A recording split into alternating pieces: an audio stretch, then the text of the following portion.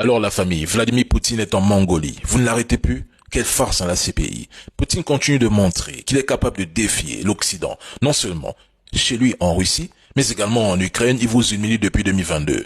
Vous êtes plus de 34 pays contre lui. Il vous domine malgré vos sanctions, mercenaires, propagande et armes. Vous avez déclaré que s'il se rendait dans l'un des 123 pays membres de votre institution américaine qu'est la CPI, il serait arrêté. Aujourd'hui, lundi 2 septembre, il a osé s'y rendre et personne n'a réagi. Je pense même que Vladimir Poutine pourrait se rendre en France ou aux États-Unis sans être inquiété. Comme la CPI ne dispose pas de sa propre force de police, elle dépend des forces des pays membres. Dites-moi qui osera déployer la police pour arrêter Vladimir Poutine, même s'il mettait les pieds demain à Paris.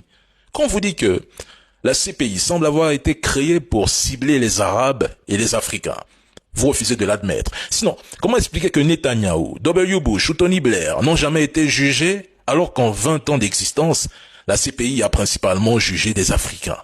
Réponse simple. Toute l'architecture internationale est corrompue et pourrie. Ces institutions s'attaquent à des États faibles, sans force de dissuasion nucléaire.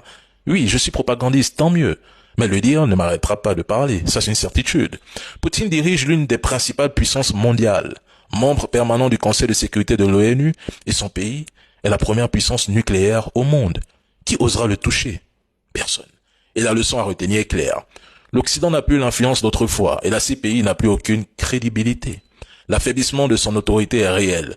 Ces Occidentaux disent aux Africains de ne pas s'armer, de ne pas posséder d'armes offensives ou défensives. Mais aujourd'hui, nous voyons bien que seule la puissance ne respecte que la puissance.